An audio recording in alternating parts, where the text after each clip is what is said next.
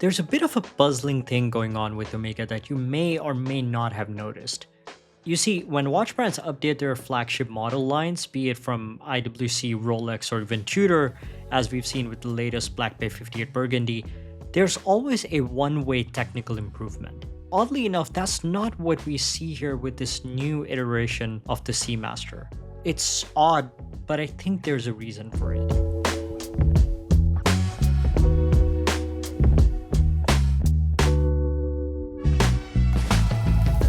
Check out Swiss Connection watches for your next watch. Also, do consider subscribing. It means a lot. Thank you. At first glance, there's nothing much to separate both the date or the no-date Seamasters. They both have a case size of 42mm, both come in stainless steel cases, both have 300 meters of water resistance, and the polarizing helium escape valve at 10. But a watch is more than just a sum of its parts. When you take a closer look, these are two completely different watches, especially on the wrist. Let's get the obvious out of the way. Firstly, the bezel on the no-date Seamaster is made of aluminum as compared to ceramic with white enamel lettering on the date Seamaster. The aluminum bezel has more of a matte finish compared to the reflective glossy finish of the ceramic, which gives it a more neo-vintage, nostalgic vibe instead of the sleek and clinical finish of the ceramic bezel. Then there's the thickness. The no-date comes in at a thickness of 13.9mm, while the Seamaster date has a thickness of 13.6mm. This has been subject to much debate online as to why the no-date Seamaster is thicker than the date Seamaster, but this can mainly be attributed to the sapphire crystal. The newer no-date Seamaster has a slightly domed sapphire crystal, whereas the date Seamaster has a more modern flat sapphire crystal. Another difference is that the newer version is actually a little bit shorter, with a lug-to-lug of 49.7mm compared to the 49.9mm of the previous Seamaster. The 0.2mm difference wouldn't be a deal breaker for me if I was in the market for one of these, but the overall designs do make these both appear different on the wrist. The biggest visual difference is the dial. While they both share the now iconic wave pattern associated with the Seamaster 300M, visually they couldn't be more different. On the date Seamaster, the wave pattern is bigger, bolder, and more spread out, but in this newer no-date Seamaster, the waves are thinner and closer. Because of this, the no-date feels smaller and reserved compared to the previous version, which feels a bit more commanding. Additionally, in this case, the date Seamaster has some contrast on the dial, with splashes of red on the Seamaster text and the tip of the seconds hand, while the no-date version has a completely monochromatic look. And you can't forget about the date window itself, which has been a point of debate for many enthusiasts. Some collectors do find the date complication practical for daily use, but personally, if it's there, I make it a point to set it, but if it's not there, I don't miss it.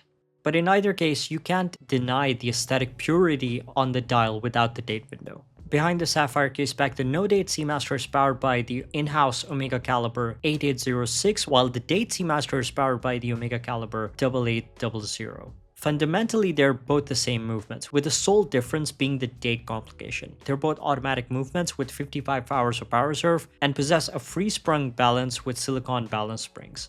They're both running at 25,200 Hz and feature the coaxial escapement and are both METAS certified, which guarantees its accuracy, its resistance to 15,000 Gauss of anti-magnetism, and the stated water resistance and power reserve rating.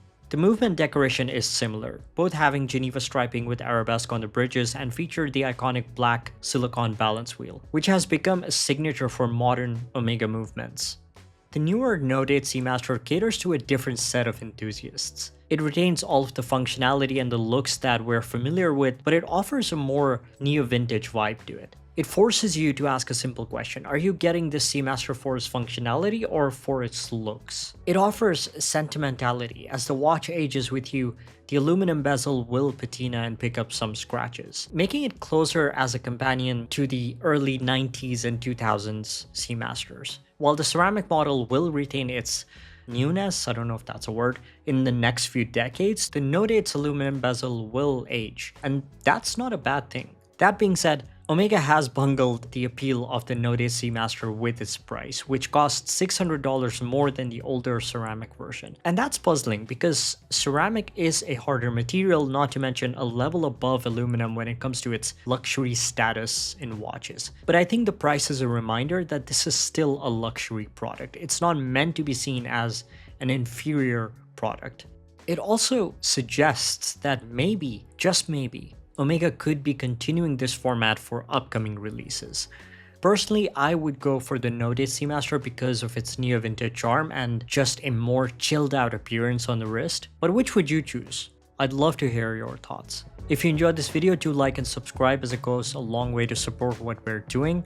Thanks, and I'll see you in the next one.